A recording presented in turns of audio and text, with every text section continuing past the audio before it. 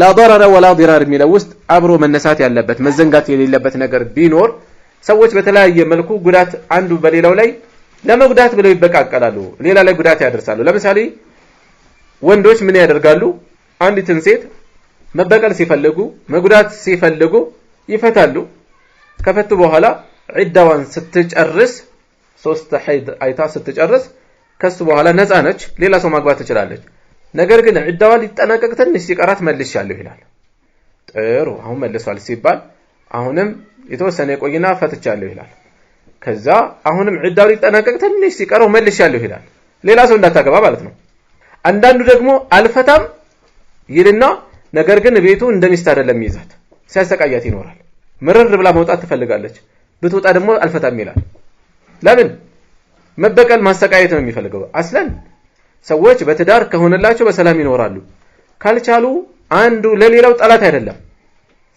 በተለይ ልጅ ካለ የማይበጠስ ገመድ አለ ማለት ለልጆቻቸው ሲሉ ራሱ ስርዓት ሊኖራቸው ይገባል ከልጆቿ ፊት የድሮ ባሏን ያብጠለጠለች ቂም እንዲተከል ማድረግ የለባትም ከልጆቹ ፊት ሚስቱን እንደዚህ ያንቋሸሸ ዝቅ ያደረገ ሊናገር አይገባም እሱ ያላከበራት ልጆቹ ሊያከብሩ አይችሉም የበለጠ ማዋረድ ዝቅ ማድረግ ስለሚሆን ማለት ነው ስለዚህ አንዳቸው ሌላቸው ለመበቀል ብለው እንዲህ አይነት ተግባር ውስጥ ሊገባ አይገባም ከተለያዩ ልጆች ህፃናት ልጆች ካሉ ልጆቹ የመንከባከብ ኃላፊነት ሸሪዓው የሰጠው ፍቃድ የሰጠው ለእናት ነው አባትና እናት ተለያዩ እርጥብ ህፃናት ልጆች አሉ ማን ነው ሊያሳድጋቸው የሚፈቀድለት እናት ነች ሸሪዓው ለእናት ይሰጥ ነው የሚለው ከዛ እናት እያሳደገች ይያለ አባት የራሱ ደረጃ አለው የራሱ ቦታ አለው እናት ሊሆን አይችልም መቼም አባት እንጂ እናት ሊሆን አይችልም እናትም እናት እንጂ አባት ልትሆን አትችልም እያንዳንዱ የራሱ የሚታወቅበት አላህ የሰጠው ስጦታ አለው ከዛ እናት እያሳደገች ይያለ ማግባት ፈለገች ካገባች ልጆቹን መውሰድ ይችላል ካገባች እንግዲያውስ ያገባች ከሆነ ልጆቹን ለውሰድ ማለት ይችላል ነገር ግን እሷን ለመጉዳት ብቻ ሊፈልግ ይችላል አንዳንዱ ሰው እሷ ብታገባ እንኳን ለልጆቹ የተሻለችው እሷ ልትሆን ትችላለች እሱ ደግሞ ሌላ ሴት አግብቶ ከሆነ የእንጀራ እናት ናቸው እነዛ ልጆች ነጥቆ ቢያመጣ የእንጀራ እናት ለልጆቹ በአብዛኛው ጊዜ ሁሉ ጊዜ ባይሆንም አብዛኛው ጊዜ ምቹ አይደሉም ሆን ብሎ እሷ ሌላ ሰው እንዳታገባ ካገባች ግን ነጥቅሻለሁ ይላል ለልጆቹ አዝኖ እኮ አይደለም ምንድነው የሚፈልገው እሷ ሌላ ሰው እንዳታገባ ማለት ነው የእሷን ህይወት ማመሰቃቀል ለሚፈልገው ይሄ በብዛት በአገራችን የሚያጋጥም በተለይ ወንዱ ዘንድ እንዲህ አይነት እብሪት በብዛት አለ እስኪ የሚያገባትን አያታለሁ ይላል አላገባህትም አይደለም ምን ትሆናለች ኃያል ነኝ ጉልበተኛ ነኝ ብሎ ነው የሚያደርገው አይደለ ከሱ የበለጠ ኃያል ጌታ አለ ነገ የሚጠብቀው የበለጠ የሚያሸማቀቀው የሱን አቅመ ቢስነት የሱን ጨቋኝነት ይበልጥ የሚያሸማቀቀው ቅጣት የሚያሳፍረው የሆነ ቅጣት የሚያስከትልበት ያ ነገር ከመምጣቱ በፊት በልክ መሆን ያስፈልጋል አንዳንዱ ገና እርጥብ ልጅ ገና ጡት ያልጣለ ልጅ ከናት ነቅጥቆ ያስለቀሰ ይወስዳል ለልጁ እኮ አዝኖ አይደለም እሱ ጡት የለው ያጠባ የሚፈልገው ምንድነው እናትና አባት ሴትና ወንድ እኩል አይደለም ርህራሄ ውስጥ ላይ ያለው ነገር እሷ ጋር የሚፈጠረውን ስሜት ስለሚያስብ ከሱ የተለየ እሷ ጋር የሚፈጥረው ህመም ስላለ ሆን ብሎ በዛ ሊቀጣት ይፈልጋል ሆን ብሎ በዛ ሊያሰቃያት ይፈልጋል አንዳንዷ ሴት ደግሞ ምን ታደርጋለች ከባል ጋር ሊለያዩ ሲሉ በቃ አልተሆኑም ሊለያዩ ሲሉ ልጆችን ውሰድልኝ ትላለች ሰብስባ እንዳለ ማለት አንድ ልጅ አልፈለገም ውሰድልኝ ልጆችህን ነው የሚባለው ልብ በሉ ልጆቻችን ወይም ልጆቼ አይባልም ሌላ ጊዜ ደግሞ ልጆቼ ነው የሚባለው የሰው ልጅ ራስ ወዳድ ነው ወንዱም እንደዛው ሴቷም እንደዛው እና እሱ ሌላ ሴት ሊያገባ እንደሆነ ስታስብ ልጆችን ውሰድልኝ ከዛስ እዛ ቢያገባ እንበላ 4-5 ልጆች አሉት ያቺኛዋን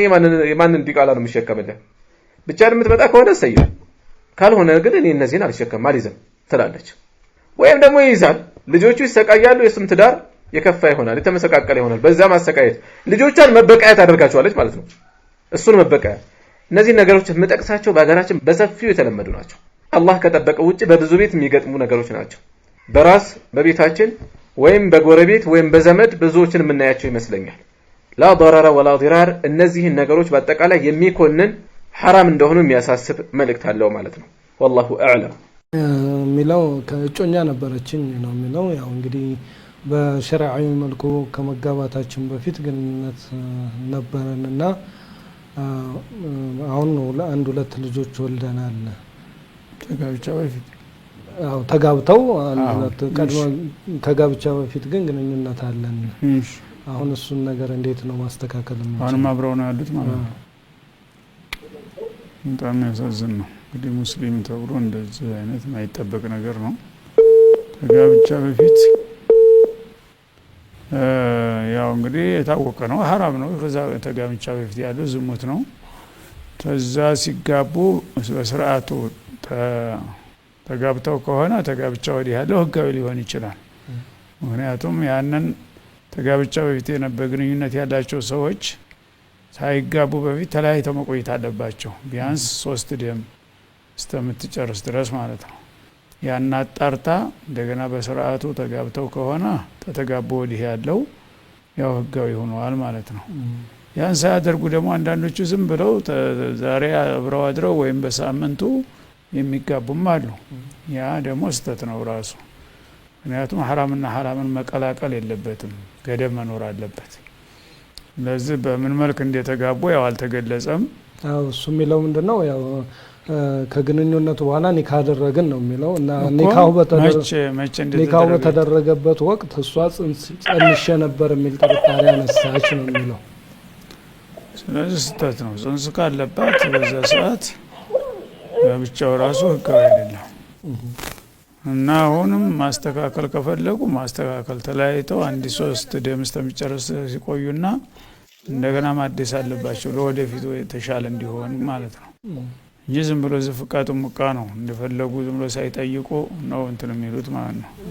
እና ሐራምና ገደብ አለበት፣ ገደብ መኖር አለበት ማለት ነው። ዛሬ በሐራም አድራ ነገ ደግሞ ንካስራ ያለው ብለህ ሙቀጥል ከሆነ ትክክል አይሆንም። ሸርዑ በሐላልም ይሁን በሐራምም አንዲት ሴት ተንታለች ያው መህር ይወጅብላታል። እንደገና ደግሞ እስቲብራ ማድረግ አለበት ነው የሚለው። ኢዳ መቁጠር አለባት። የሐራሙ የብቻው ኢዳ ተደርጎ እሱ ሲያበቃ ነው እንደገና መታሰር ያለበት።